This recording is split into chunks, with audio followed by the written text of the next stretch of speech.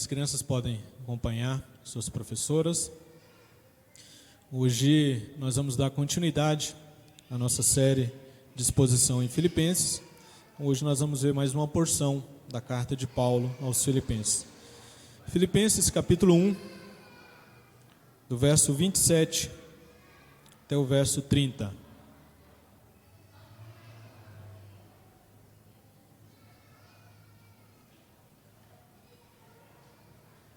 Filipenses capítulo 1, do verso 27 até o verso 30. Pedi às professoras pedir às crianças para não fazerem barulho no caminhar ali para a sala. Eu sei que é um pouco difícil, mas pedi para que elas prossigam com mais silêncio. Senão acaba atrapalhando aqui também. Filipenses capítulo 1, do verso 27 até o verso 30. Todos encontraram? Diz assim a palavra do Senhor: Vivei acima de tudo por modo digno do Evangelho de Cristo, para que, ou indo ver-vos, ou estando ausente, ouça no tocante a vós outros que estáis firmes, em um só espírito, como uma só alma, lutando juntos pela fé evangélica. E que em nada estáis intimidados pelos adversários, pois o que é para eles prova evidente de perdição, é para vós outros de salvação, e isso da parte de Deus. Porque vos foi concedida a graça de padecerdes por Cristo, e não somente de crerdes nele, pois tendes o mesmo combate que vistes em mim, e ainda agora ouvis que é o meu. Vamos orar? Pai, nós carecemos da graça do Senhor, para que nós possamos entender a Tua palavra que foi lida. Nós queremos ter um coração ensinável nessa noite. Pedimos ao Senhor que Teu Espírito Santo nos ilumine, para que nós sejamos exortados, ensinados, para que nós entendamos a palavra do Senhor. E que esse entendimento, Pai, possa gerar transformação nas nossas vidas, que a palavra do Senhor, que é viva, que é eficaz, que é suficiente para as nossas vidas, venha nos transformar para vivermos de acordo com a vontade do Senhor. É no nome de Cristo que nós oramos ao Senhor. Amém. Quem de nós teria coragem de dizer que ser cristão é algo fácil?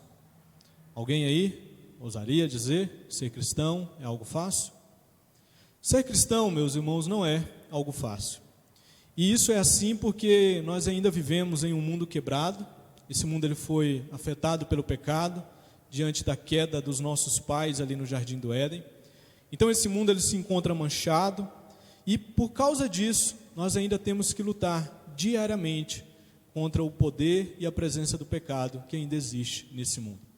É claro que nós não somos mais escravizados pelo pecado, nós éramos escravos do pecado até conhecer Cristo e o seu Evangelho, mas uma vez que nós conhecemos Cristo e o seu Evangelho, e que o Espírito Santo gerou em nós um coração de carne no local de um coração de pedra, nós agora estamos debaixo do senhorio de Cristo Jesus, é Ele que é Senhor das nossas vidas.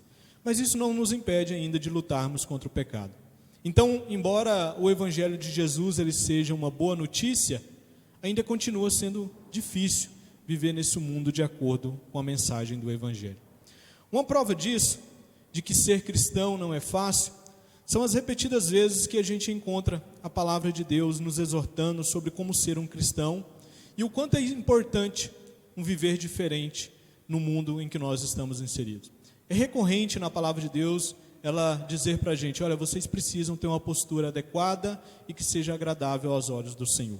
Por exemplo, o apóstolo Paulo nesse texto, ele vai nos propor uma exortação desse tipo.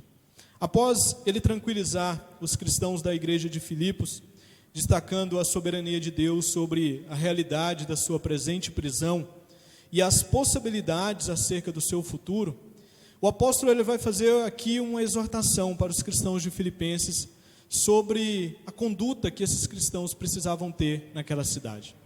E observe que essa é a primeira exortação do apóstolo Paulo dentro dessa carta.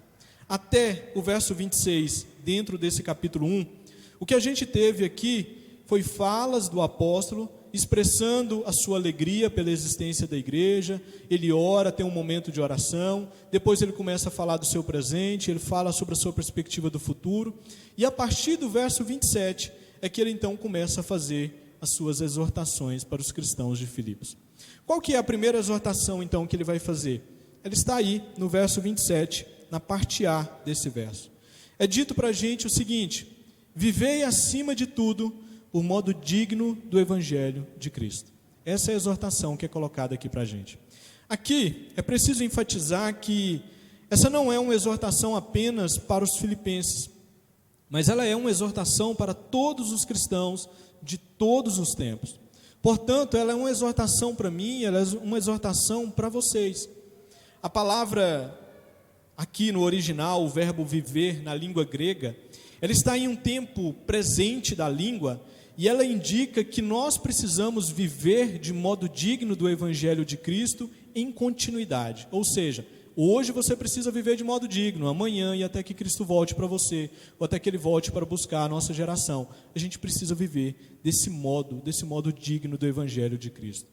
O outro ponto de destaque nessa exortação é a expressão que o apóstolo vai usar: vivei acima de tudo. Com isso, ele está destacando que isso é uma prioridade para a vida da igreja. Antes de tudo, ele vira para os cristãos de Filipos e diz: olha, vivam de modo digno do Evangelho de Cristo. Ou seja, qual que é a principal exortação que eu tenho para fazer para vocês e qual que é a principal prioridade da igreja de Filipos? Que vocês vivam de modo digno do Evangelho de Cristo. Logo, isso se aplica para a gente também. É uma prioridade para as nossas vidas viver de modo digno do Evangelho a qual nós somos chamados. Agora, o que é viver de modo digno desse Evangelho de Cristo? É viver de modo coerente com aquilo que o Evangelho nos ensina. É viver de modo coerente com a palavra de Deus, que deve governar a nossa vida e não o nosso próprio ego ou o nosso próprio eu. Ou seja, nós não podemos viver de uma forma que venha contradizer aquilo que a palavra de Deus prescreve para nós. Eu sei que não é fácil colocar em prática toda a palavra de Deus nas nossas vidas, mas é tarefa nossa nos esforçarmos para viver de acordo com a palavra de Deus. Isso é viver de modo digno do Evangelho de Cristo. E isso traz implicações para a nossa vida. Ou seja, todo discípulo de Cristo, ele tem a responsabilidade de honrar o Evangelho vivendo de modo diferente nesse mundo. Infelizmente, a gente vive em um contexto do qual muitas pessoas, ao invés de honrar o Evangelho de Cristo, fazem envergonhar o Evangelho de Cristo.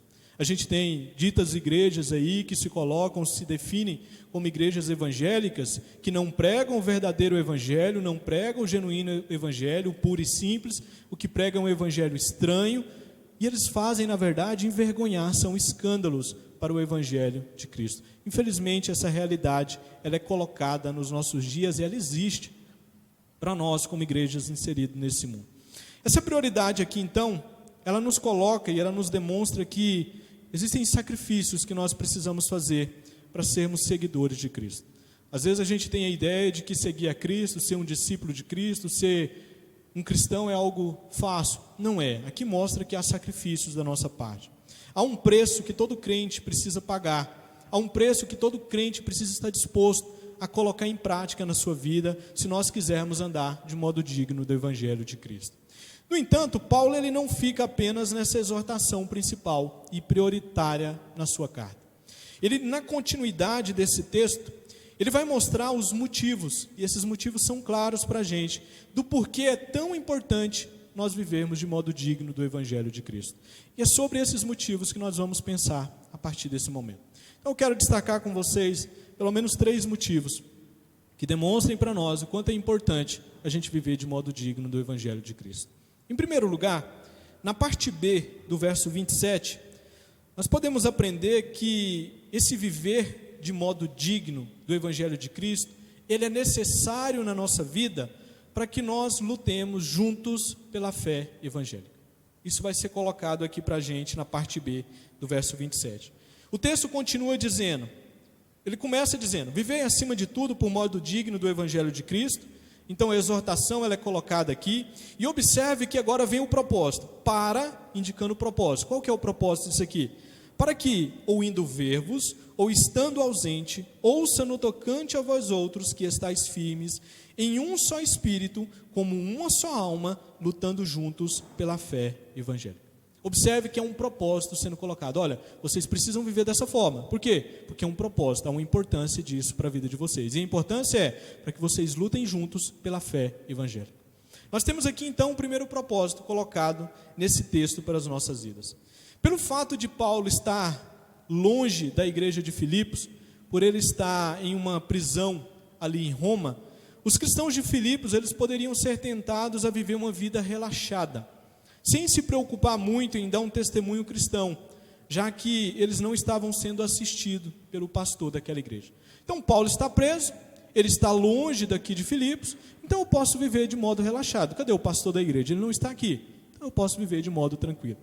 Diante dessa possibilidade, dessa possível realidade, Paulo ele destaca, olha, estando eu presente ou não com vocês, eu espero que vocês lutem juntos pela fé evangélica. Eu preciso ouvir de vocês que vocês estão lutando juntos pela fé evangélica. Ou seja, não era porque o apóstolo Paulo estava longe em Roma, que os cristãos filipenses poderiam viver relaxadamente, abaixar o padrão que se espera de um cristão.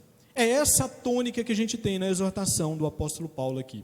E o motivo disso é o fato de que, se o pastor não está presente, nos assistindo, se não há alguém nos assistindo, a gente não pode se esquecer que há um Deus soberano que contempla todas as coisas e contempla a nossa vida 24 horas e Ele está nos assistindo. É por causa disso que a gente precisa viver de modo digno, estando um pastor presente ou não. Esse princípio ele se aplica muito a nós nos nossos dias. Então não importa quem esteja conosco, nós temos que manter a mesma devoção a Deus, independente do local que nós fomos colocados, independente da situação que nós estivermos vivendo, se tem um cristão por perto ou não, o que a palavra de Deus espera de nós e requer de nós é que nós vivamos de acordo, de modo digno, do Evangelho de Cristo que chegou até nós, de modo coerente com a palavra de Deus. Lembre-se, meus irmãos, e eu enfatizo aqui novamente, o nosso Senhor, Ele é soberano e Ele nos contempla 24 horas. Os reformadores, na época da reforma, eles diziam e eles enfatizavam que nós vivemos diante da presença de Deus 24 horas. O Espírito Santo, ele vive dentro de nós. Então não há motivo para que a gente seja estimulado a viver de modo digno do Evangelho só porque tem algum cristão perto da gente. Se não tiver, a gente precisa viver do mesmo modo. Lá no seu trabalho, pode ser que não tenha nenhum cristão perto de você, mas o que se espera de você, sendo um cristão? Viva de modo digno do Evangelho de Cristo. O Espírito Santo está habitando em você. Há um Deus soberano que está contemplando a sua situação. 24 horas Ele está contemplando a sua vida. O objetivo primeiro que a gente tem aqui, então, é que os cristãos filipenses, e por que não nós nos nossos dias, nós precisamos, diante desse objetivo primeiro aqui, empreender esforço para que nós possamos estar de acordo com a palavra de Deus e isso venha resultar na nossa luta comunitária pela fé evangélica. Então, onde tiver um cristão, ele vai estar dando testemunho de Cristo. E com isso vai estar contribuindo com outros cristãos que estão em outros locais também, testemunhando e pregando Cristo através da sua vida, através das suas palavras e por aí vai. Então a ideia que a gente tem aqui é de que não bastava apenas os líderes da igreja de Filipos permanecerem firmes na verdade. Não bastava Paulo, que estava preso, permanecer firme, andando de modo digno do Evangelho. Era necessário também que cada cristão da igreja de Filipos, junto com os outros irmãos, permanecessem firmes na verdade e andando de modo coerente com a verdade. O exemplo que a gente tem aqui, irmãos, é o exemplo e a linguagem do apóstolo Paulo aqui, ela reflete muito a linguagem de um exército. Imagina um exército que se levanta para guerrear contra o seu inimigo. E aí esse exército começa a se espalhar, os seus soldados começam a se espalhar. Vai fracassar na batalha. Quanto mais o exército estiver unido diante da luta do seu inimigo, melhor será. E é essa perspectiva que o apóstolo Paulo está colocando aqui. Se nós, cada um de nós, estiver contribuindo, dando testemunho adequado do Evangelho de Cristo, vivendo de acordo com o Evangelho, com a palavra de Deus, nós estaremos fortalecendo a fé cristã. E dessa forma nós estaremos aptos para lutar contra aquilo que sobrevém à fé cristã. A batalha da qual a fé cristã, infelizmente, ela está inserida. O apóstolo Paulo ele toca nesse ponto aqui, porque infelizmente havia uma desunião dentro da igreja de Filipos. Quando a gente vai para o capítulo 4, é dito que existia 2 mulheres nessa igreja, Evódia e Síntica, e elas não pensavam concordialmente, não tinham uma combinação de pensamentos. Eram mulheres que trabalhavam em prol da igreja, mas cada uma vivia, cada um para si, eu faço isso, você faz aquilo e pronto. Meus irmãos, isso não existia só no primeiro século da igreja, isso existe ainda hoje. Irmãos que são desunidos. Eu não consigo trabalhar com o irmão, eu não consigo conviver com o irmão, eu não consigo me relacionar com o irmão e por aí vai. Existe isso nos nossos dias, e existia isso nessa igreja. E o apóstolo Paulo está dizendo, se vocês vivem dessa forma, se há essa desunião da parte de vocês, vocês vão fracassar na luta pelo evangelho. Se vocês não testemunham Cristo através da conduta de vocês, vocês vão fracassar na fé evangélica. Essa mesma realidade ela pode ser notada também na igreja de hoje. Se nós não vivermos de modo digno do evangelho de Cristo, nós poderemos ter sérias implicações para a nossa unidade, pela nossa fé e para a defesa da fé evangélica. Uma igreja dividida, uma igreja espalhada, onde cada um vive do jeito que quer, onde eu não atendo aquilo que a palavra de Deus prescreve para a minha vida, gera uma igreja fraca e gera defesa fraca do evangelho de Cristo. Sabe por quê? A maior defesa que nós podemos fazer do evangelho de Cristo não é apologética, como a gente pensa, é o nosso próprio testemunho. O nosso testemunho, ele convence mais do que a nossa argumentação apologética. E o nosso testemunho traz mais implicações negativas para o reino de Deus do que qualquer apologética que a gente tiver. Então você pode fazer o melhor intelectual para fazer a melhor apologética da fé cristã, mas se o testemunho dos cristãos for diferente daquilo que está sendo defendido na apologética, a gente vai ter problema. E a igreja vai ser fraca. Paulo estava preocupado com essa realidade, por isso ele diz, vivei acima de tudo, de modo digno do evangelho de Cristo, para que eu indo estar com vocês, ou só ouvindo falar de vocês, eu fico sabendo que vocês estão lutando, firmes, unidos, com um só espírito, uma só alma, pelo evangelho de Cristo, a unidade de vocês, a essa comunhão de vocês, pela luta do evangelho. Então esse é o primeiro propósito, o primeiro motivo que é colocado aqui. Em segundo lugar, nós precisamos viver de modo digno do evangelho de Cristo, para não sermos intimidados pelos nossos adversários. E isso o apóstolo Paulo coloca no verso 28. O texto continua dizendo assim, e que em nada estáis intimidados pelos adversários, pois o que é para eles prova evidente de perdição, é para vós outros de salvação, e isso da parte de Deus. Esse verso aqui, ele nos leva a uma outra realidade que estava acontecendo na igreja de Filipos. Esses cristãos, eles estavam sofrendo com os falsos mestres que haviam infiltrado naquela igreja. E eles estavam deturpando os ensinamentos do apóstolo, deturpando o evangelho de Cristo que havia sido pregado para aquela igreja. E a gente sabe quem eram esses homens que estavam deturpando o evangelho. Eles eram conhecidos como judaizantes da época. E eles queriam colocar os filipenses debaixo do jugo da lei. Eles diziam, olha, o evangelho é bom, mas junto com o evangelho vocês precisam submeter à lei de Moisés. Vocês precisam da circuncisão e precisam guardar os ritos, as festas, cerimônias, tudo aquilo que está prescrito na lei, vocês precisam fazer também.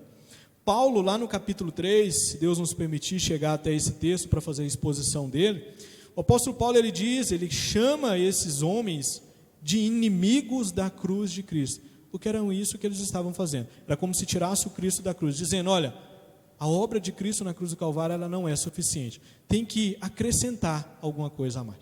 A gente vê isso muito nos nossos dias. É o evangelho de Cristo, é Cristo mais alguma coisa. É o Cristo mais. Cristo é suficiente, Cristo ele traz salvação, mas ele não é tão suficiente. Alguma coisa a mais é preciso ser colocado com Cristo. Então a exortação que a gente tem aqui é para que os cristãos filipenses não fossem intimidados por esses adversários. Em outras palavras, é como se o apóstolo estivesse dizendo, olha, mantenham a fé de vocês, não se deixem ser convencidos por esses falsos ensinos, por esses falsos mestres, pois isso é viver de modo digno do evangelho de Cristo. Isso é implicação de um viver de modo digno do evangelho de Cristo. Se a gente vive de modo digno do evangelho de Cristo, você vai conseguir resistir a esse tipo de ensino falso na sua vida. É uma implicação. E junto a isso, o apóstolo também argumenta que essas lutas que esses judaizantes estavam impondo aos cristãos de Filipos pela verdade, era um sinal de que eles haviam recebido o verdadeiro evangelho e por causa disso eles eram de fato salvos. A oposição que esses cristãos estavam sofrendo aqui, então, ela sinalizava e ela confirmava que eles foram genuinamente convertidos pelo evangelho de Cristo. Os judaizantes, eles só perseguiam cristãos. Eles não perdiam tempo com quem não era cristão.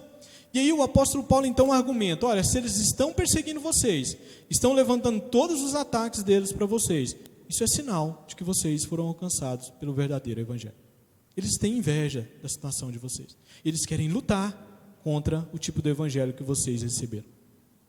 E aí a não firmeza desses cristãos aqui, o que iria acontecer? Colocaria em xeque a conversão desses irmãos. Então, se eles não ficassem firmes diante dessas investidas dos judaizantes, o que ia acontecer? Eles colocariam em xeque a autenticidade da conversão.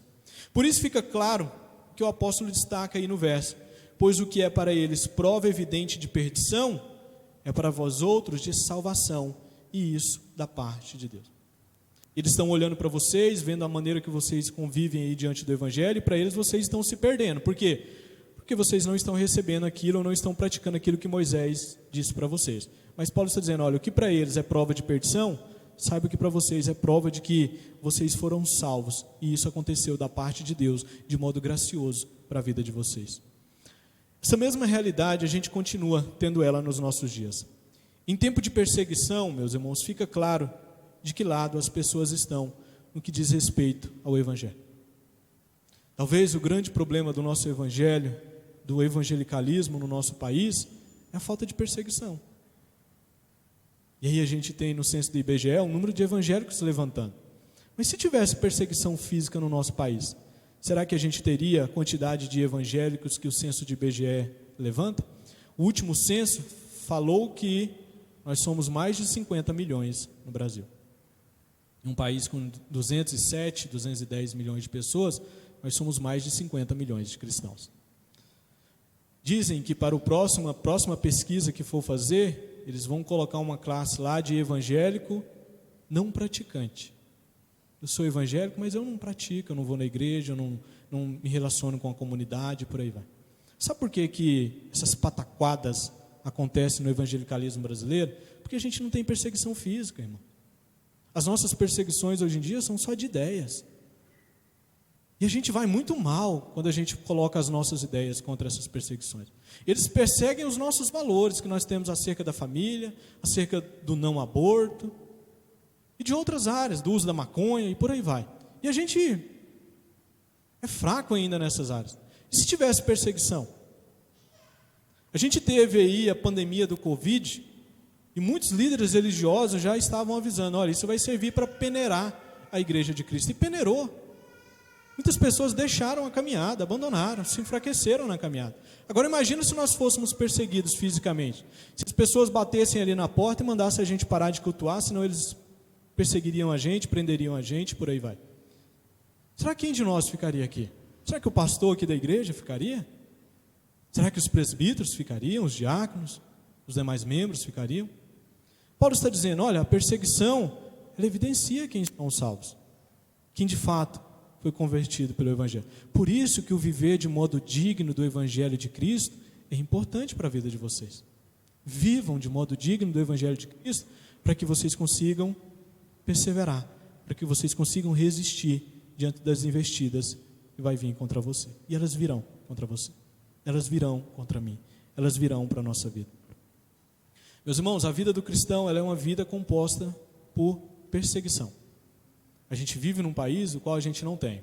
O mesmo Paulo, escrevendo em 2 Timóteo 3,16, ele diz, ora, todos quantos querem viver piedosamente em Cristo Jesus, serão perseguidos. Se não há nenhum tipo de perseguição, se você vive uma vida tranquila, não tem nenhum tipo de perseguição, nem de ideias, nem de nada, a gente precisa repensar a nossa fé cristã. Paulo está dizendo, olha, o viver de modo digno é importante para isso. Eis um propósito do porquê você precisa viver de modo digno. Por fim, do verso 29 ao 30, nós podemos entender que precisamos viver de modo digno do Evangelho de Cristo, para aprendermos a conviver com a realidade de que a vida cristã, ela não consiste apenas em crer, mas também em sofrer. A vida cristã, ela não consiste apenas em crer, mas também em sofrer. Se a gente vive de modo digno no Evangelho de Cristo, a gente estará pronto para essa realidade. Verso 29. Porque vos foi concedida a graça de padecerdes por Cristo, e não somente de crerdes nele. Pois tendes o mesmo combate que vistes em mim, e ainda agora ouvis que é o meu. É claro que nós só podemos ser chamados de cristãos, porque graças a Deus nos foi concedido a fé de crermos em Jesus como nosso Senhor e Salvador Jesus Cristo, Salvador da nossa vida. Nós bem sabemos que a fé, ela é um dom de Deus, e se Ele não tivesse gerado a fé salvadora em nós, jamais teríamos crido em Cristo Jesus. Mas Deus, que dá essa fé a todos aqueles que Ele escolheu na eternidade, Ele também nos capacita para sofrermos aqui nesse mundo. Então o texto bíblico, ele deixa muito claro aqui para a gente, que não foi concedido para nós somente a graça de crer no Evangelho de Cristo, mas foi concedido também a graça de sofrer por Cristo. Nós não merecíamos ter o privilégio, a ideia é essa, ter o privilégio de sofrer por Cristo. A gente deveria sofrer por nós mesmos, pelas nossas mazelas. Mas Paulo está dizendo, olha, foi concedido a vocês também a graça de sofrer por Cristo. Então, por mais espantoso que seja, a palavra de Deus aqui, ela nos ensina que salvação e sofrimento estão inseparavelmente ligados na vida cristã. Salvação e sofrimento estão ligados. Não há nada de incompatibilidade em ser um cristão e ao mesmo tempo você sofrer nesse mundo. O contrário é que é incompatível, você ser um cristão e não sofrer nesse mundo. Isso faz parte de um viver de modo digno do Evangelho de Cristo. E esse sofrer por Cristo aqui é sofrer pelo Evangelho de Cristo, por tentar colocar em prática o Evangelho de Cristo na sua vida, por tentar viver de acordo com o Evangelho, por ter uma ética de acordo com o Evangelho, por ser transformado por esse Evangelho e por viver de acordo com essa transformação no dia a dia. O ponto que a gente tem aqui é que se as pessoas odiaram a Cristo, elas também vão odiar os seus discípulos. Então você vai padecer. É uma bênção, meus irmãos, ser salvo por Cristo, assim como é uma bênção sofrer como cristão. A perspectiva paulina aqui é de que é uma bênção o sofrimento na vida do cristão.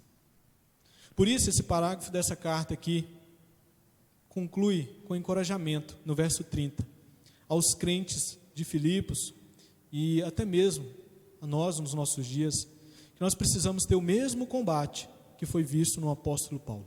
Ele diz, olha para mim, veja o combate que eu tenho na fé cristã. Tenham o mesmo combate que eu tenho. A palavra grega aqui traduzida para combate é a palavra agon, que significa agonia. Portanto, o sofrimento que Paulo está dizendo, o combate que ele está dizendo que ele teve aqui, não era algo breve ou superficial, mas uma profunda agonia que ele teve por causa de Cristo e por causa do Evangelho. Agora, se Paulo passou, por que nós não podemos passar por agonias no decorrer da nossa caminhada? Sofrer pelo Evangelho, meus irmãos, não é incompatível com a nossa fé cristã. Então não reclame diante de Deus quando o sofrimento bater na sua porta. Clame a Deus para que Ele te dê força para vencer aquilo que é colocado diante de você. Quando o sofrimento bater, clame a Deus para que Ele fortaleça a sua vida no decorrer da caminhada. E não reclame dizendo, Senhor, eu sou um cristão, eu faço tudo o que o Senhor quer. Eu vivo de modo digno do Evangelho. Paulo está dizendo, é uma implicação de viver de modo digno do Evangelho. Ele está ciente de que você também pode padecer, você pode sofrer por causa de Cristo. Na caminhada cristã, você pode sofrer. Não tem problema. Sofrimento faz parte. Sofrimento molda as nossas vidas. Então aqui mais uma implicação final desse texto. Eu quero concluir trazendo algumas implicações para a nossa vida. Esse texto ele nos ajuda a entender que o nosso modo de viver, ele importa para Deus. Ele é importante para Deus. Eu já disse isso aqui e eu sempre vou repetir. Deus nos chamou enquanto nós vivíamos de qualquer forma. Mas Ele não nos chamou para que nós continuemos vivendo de qualquer forma. Ele graciosamente nos chamou enquanto nós vivíamos de qualquer forma. Mas uma vez que Ele nos chamou, e Ele nos chamou por meio do Seu Evangelho, o que Ele requer de nós é que vivamos de modo digno do Evangelho que chegou até nós. O Evangelho, meus irmãos, é o poder de Deus. Ele transforma necessariamente a nossa vida e o nosso coração. E aí às vezes a gente fica pensando, mas eu creio no Evangelho de Cristo, agora eu estou debaixo da graça de Deus, e agora eu posso viver de qualquer forma. Não, meus irmãos, a graça ela não diminui a nossa responsabilidade. A graça não diminui os nossos esforços. A graça não elimina os nossos esforços, ela elimina o nosso mérito diante de Deus. Mas nós continuamos tendo uma vida de esforço na caminhada cristã. Ela elimina o nosso mérito diante de Deus, para que você não chegue diante dele e fale, eu fiz isso, eu fiz aquilo, eu sou o pastor lá da igreja presbiteriana do Jardim Alto Paraíso. E lá eu faço isso, faço aquilo outro. Logo eu tenho mérito diante do Senhor. A graça vem para mim e diz, não, você não tem mérito. Mas ela não elimina os meus esforços. E viver de modo digno do Evangelho de Cristo é se esforçar para se adequar à palavra de Deus. Eu disse no começo que não é fácil. Mas nós precisamos ter uma postura de acordo com a palavra de Deus. Conta-se que o Alexandre o Grande rei da Grécia, no século IV, ele recebeu um soldado, e ele tinha que dar uma sentença para um soldado. E a frase dele ficou famosa. Chegaram até ele, viraram e disseram, existe um soldado do nosso exército que já tem 3 lutas que ele não comparece para lutar no exército. E aí Alexandre o Grande vira para ele e diz, qual que é o seu nome, rapaz? Ele disse, meu nome é Alexandre. Alexandre virou para ele e diz, olha, de 2 coisas você vai precisar fazer uma. Ou você muda de nome, ou você muda de atitude. Isso se aplica a nós. Ou a gente para de ser chamado de cristão, ou a gente muda de atitude mesmo. Porque a gente precisa viver de modo compatível com o Evangelho de Cristo. Ou senão deixemos de ser chamados de cristão. Alexandre virou, você deixa de ser chamado de Alexandre, ou você muda de atitude, rapaz. As 2 coisas não dão para caminhar juntos. E a gente precisa ter isso na nossa vida. Nós vivemos debaixo da graça de Deus, mas ela não elimina o nosso esforço na caminhada cristã. Por isso, meus irmãos, roguemos ao Senhor, roguemos ao Espírito Santo, para que Ele nos fortaleça, para vivermos de modo digno do Evangelho de Cristo. Amém? Vamos orar? Pai, nós agradecemos o Senhor pela Tua palavra.